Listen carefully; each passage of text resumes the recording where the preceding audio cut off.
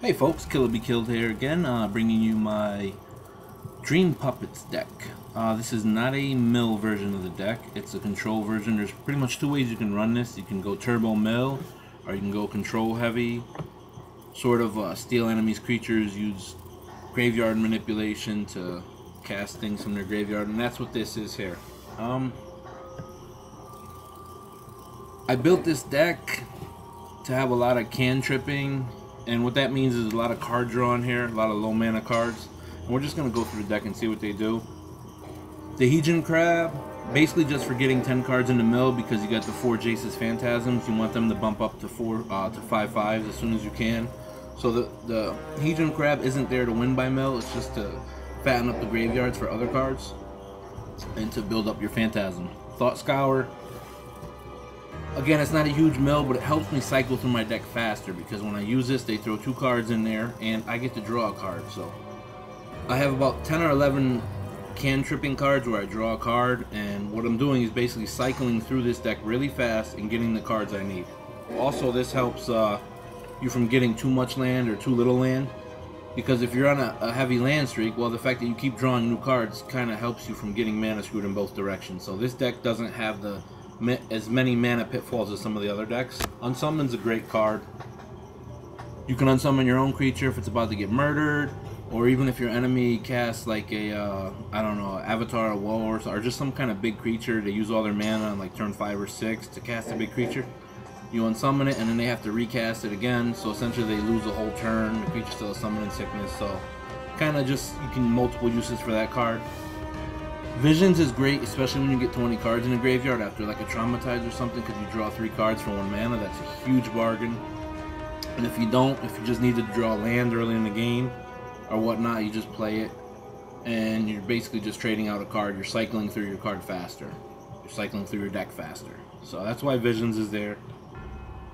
Generally, if you don't have 20 cards in your graveyard, it's a little bit of a waste, because what you're essentially doing is paying 1 mana to draw the card that you would have gotten anyway if this card wasn't in your deck.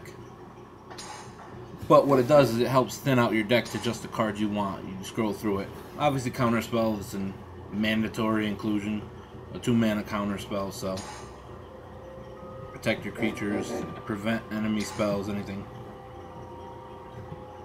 Into the Royale, you'll probably, sometimes you can't, but usually you want to cast this with the kicker to draw an extra card. That's why it's there. Again, I have about 11 cards in here that allow me to draw cards.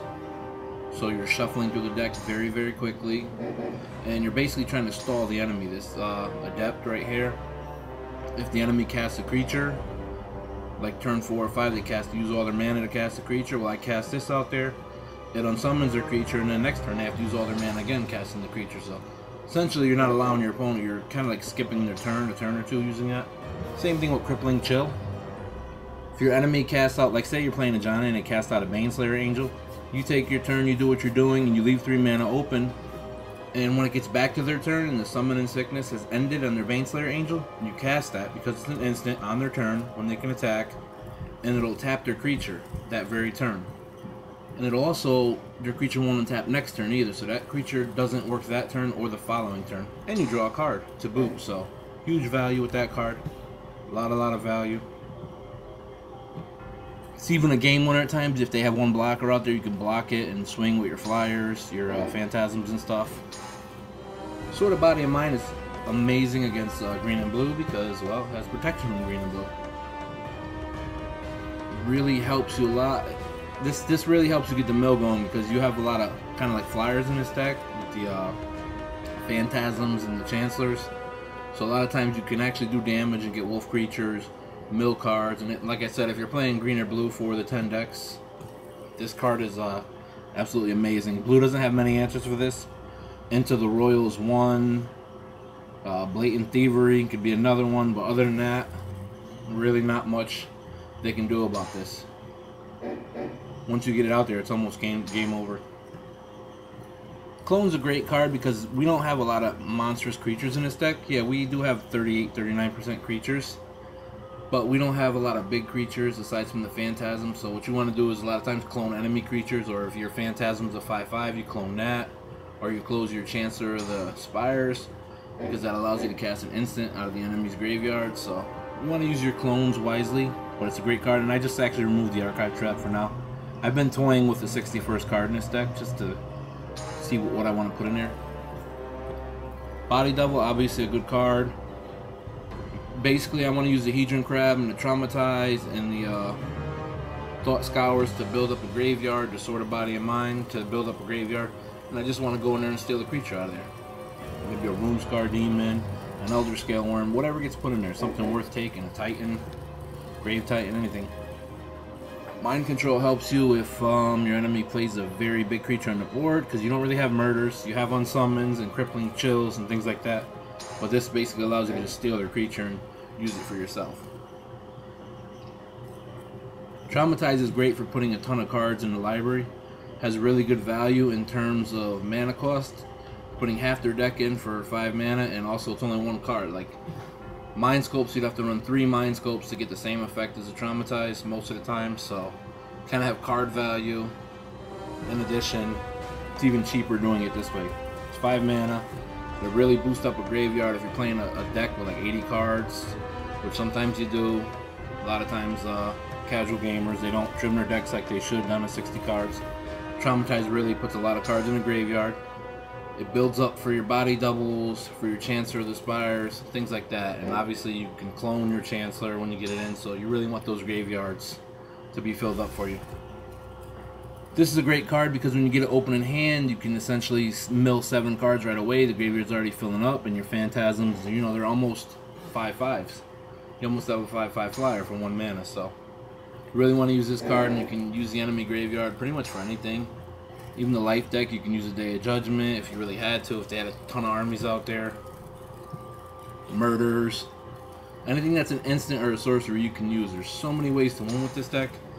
It's extremely versatile. The reason I love playing it is because a lot of times you end up playing your enemy's creatures. You're not playing many of your own creatures. You're kind of stealing their stuff and using it against them. So every game you play, you can almost win by a different way. And again, Isoback Spawn, a little too costly at 7 mana. I'd rather keep the Chancellors in there. Forced Fruition, obviously if you get that out, you're going to win, but it's kind of a win more card. And also you're making your opponent draw cards. So if it's a very, very close game, giving them 7 cards generally could be bad for you. Teleman's a great card in Two-Headed Giant. I love pairing it with Nightmare Incursion, playing black and blue decks, but for 5 mana, you don't know what you're gonna get. You can get, I mean, you can get an Aven Squire, or you can get a Primordial Hydra, and you can't put any counters on it, so essentially you don't get a creature. It's too much of a risk for me. I'd rather, for having less chance in this deck, Sturmgeist, I'm not putting this in because this isn't a card draw deck. I'm not gonna keep cards in my hand. So, I mean, what's it gonna be, a 2/2, a 3/3? I don't have a Howling Mine out there or anything like that. So I'm not gonna be sitting on 7 cards the whole game. A lot of people like Scout. You know, usually he mills between 2 and 4 cards for me on average. That's a card you can consider. Wheel and Deal again. I don't want my opponent to discard 3 cards and then draw 7. That would just be a terrible, terrible thing to do.